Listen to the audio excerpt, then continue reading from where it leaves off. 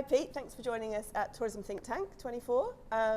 Your first time joining us at the event, and it's about sustainability, but you've been in adventure travel in the past, but also technology. So you presented this afternoon. Can you tell us a little bit about what you presented?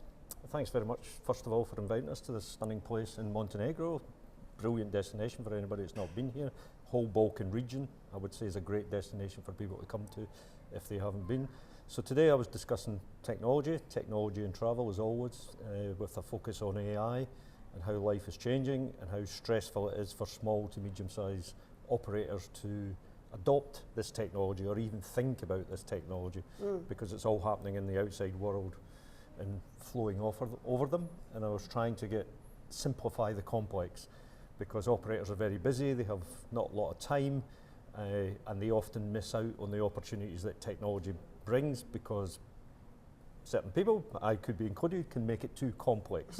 So my focus was to take the complex and make it simple. Okay, and I mean, you know from your past, I know as an adventure tour operator yourself, you know just how busy they are, the logistics involved, the time involved, things like that.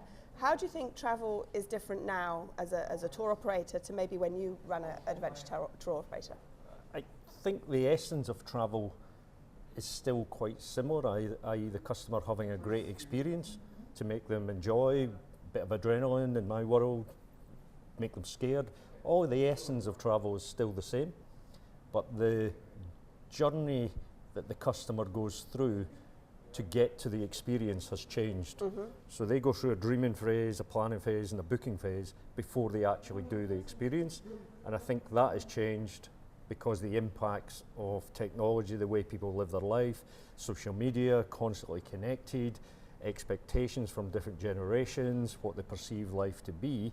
So I think the experience is similar to when I was providing experiences, but the journey to it is drastically different. Yeah, and you raise an interesting point there actually, the different generations. So whilst they might experience travel in the same way, because different generations access technology in different ways and different platforms, etc., that does change their expectations, probably. Yeah, the expectations are set often quite high because they're looking at social media or TikTok or Facebook or these endless reels, influencers with the perfect photo or the perfect video in all of these destinations, and they think they'll go and travel and have this perfect experience themselves. They go there and they find out there's 15,000 other people at exactly the same destination looking for this perfect experience.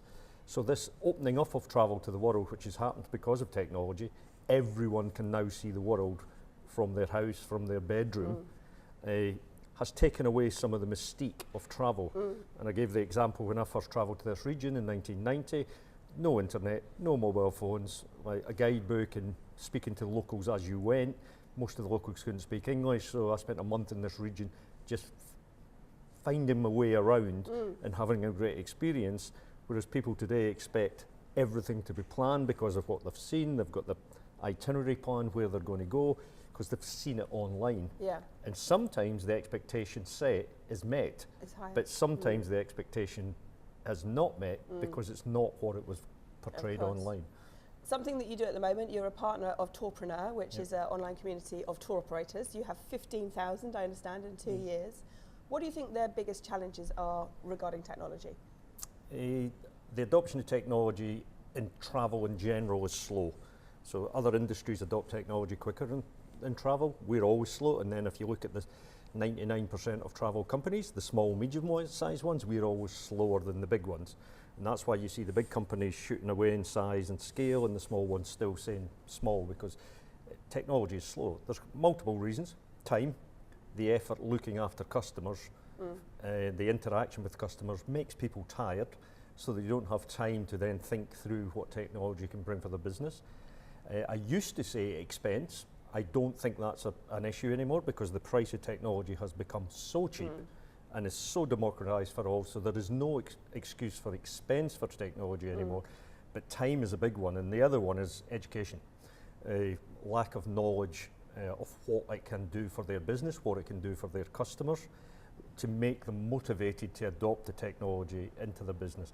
And it's the paradox that the thing they lack most is time, that technology can actually free up the time to really focus on the customer. Yeah, and I guess in tourism, maybe some of the reason for the slow uptake is there's lots of small and medium companies and they haven't got the spare resources necessarily to be able to cope with that. A small and medium-sized business is, and as they should be, 100% focused on their customer, making sure the customer has a great time. That doesn't leave much time to be learning, researching, and compiling lists of this, lists of that. What should I be doing? People are confused. The waves of technology just keep coming, and all these different words are confusing. You should be doing this, you should be doing that, you should be doing the next thing. What should they really be doing? It can be so confusing that it just keeps people away from it. Whereas in reality, for most small businesses, it is quite simple. It's about improving their efficiency. What can we do with technology that makes you save time so you can spend more time on the important things? What can we do to enhance your growth? And what can the technology do to enhance your profit? Because all of these combined, if they're applied, it does work. We know it works. That's why the big companies use it. But the small companies tend to run away. And something you said earlier is, number one, whatever size company you are, focus on people first, right?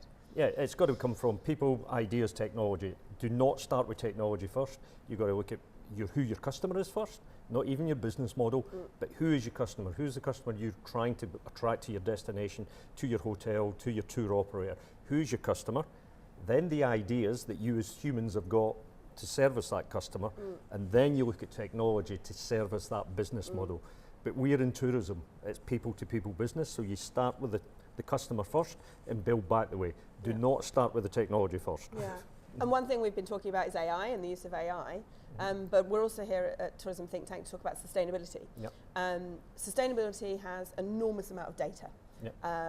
Energy, water, waste, but also social impacts. And something that we haven't yet got to is that sustainability being particularly transparent, or lots of information openly, easily available to a consumer to make empowered decisions. So how might AI be able to help us with that? Well, if we just take data, and we think we've got access to a lot of data, and we have got mountains and mountains of logs and logs of data, but we're not using it. We're not using the data we've got well, because as humans and the technology we've built so far doesn't interrogate it that well. So the data we have got, we're not using particularly well to give us the great information. With AI, we're able to interrogate that data much faster and much deeper. And so we can actually pull out the data that matters.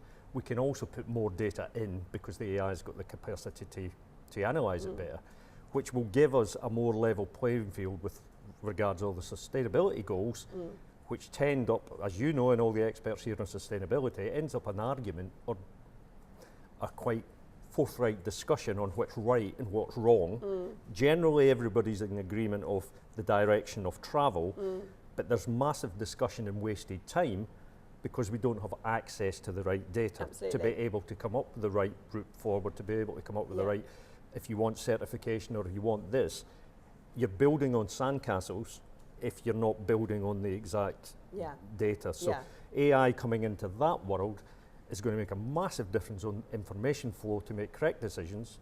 But the other things it's going to be able to do is AI is going to improve intelligence, which is going to improve scientific discovery, which is going to improve the ability to make things better, like fuel, that is one of the biggest burners. Therefore, we're going to get an improvement in sustainability because of the intelligence level of artificial intelligence. And like you said, there's almost different layers to this. So from research, we know consumers aren't necessarily actively choosing sustainability options because they don't have access to the information, they're not empowered with it. They don't have that because often the small and medium companies don't have the data to give either, or certainly the big online travel agents aren't necessarily making that available yet. So I think it probably starts right at the bottom, back to that SME argument, is the time and the resource to be able to produce that data in the first place. Yeah, time and resource is everything. The small operators is time short.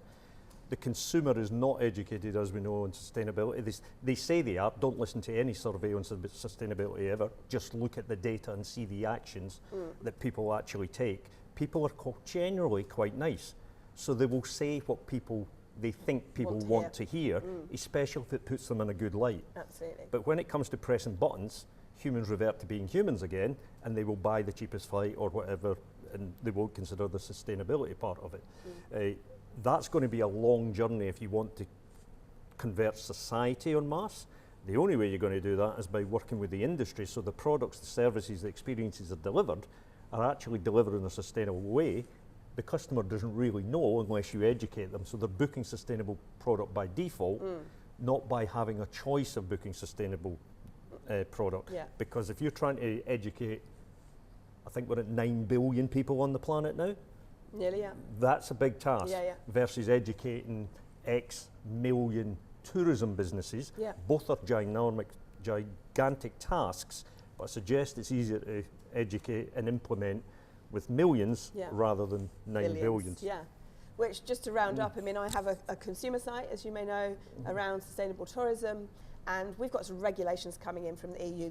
They're not clear what they are yet, but I mean, AI might be a perfect tool to use for me to go, on my site, please find the instances of language which might flag up the EU regulations and be able to help me, you know, reword it in the ways I need to do for that, or certainly flag up where I need to show there's more evidence. Anything that's deep and technical and regulated, and anything that comes with 600 pages of deep text that is difficult to understand even for educated humans and experts in the space, AI is a godsend for that stuff, because it can find exactly what you're looking for, it can summarize, it can bring up the major points, and that can then be communicated out. And because what happens is when people look at it and confused, they don't read it.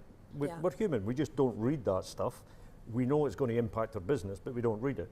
Whereas if you've got tools that can get you to the point that matters for your business, because, for example, if we have a 1,000-page document of sustainability regulations that are being implemented, it won't affect all businesses in the same way. So each individual business may be affected in several ways that are different from the next business. So how do you get to that point? By interrogating, rather than just doing this general one-size-fits-all. Yeah. Just finally, final question, what do you think the biggest challenge we're going to face with some of this is? I think the biggest challenge is the human population in general, and this is not travel, this is society in general, are not aware at all of where we are with technology at the moment, particularly AI, and they're certainly not aware of what's coming. And I think the shock level and the disruptive nature of what's coming is at a level that none of us have seen so far, and I think that's going to be a shock for people, for governments, for countries, and how the ripples in the water all shape out. Yeah. I'm optimistic, very, but it's not going to be a smooth sailing journey. We're going to have waves and ripples. Thank you very much, Peter. Okay, thank you very much.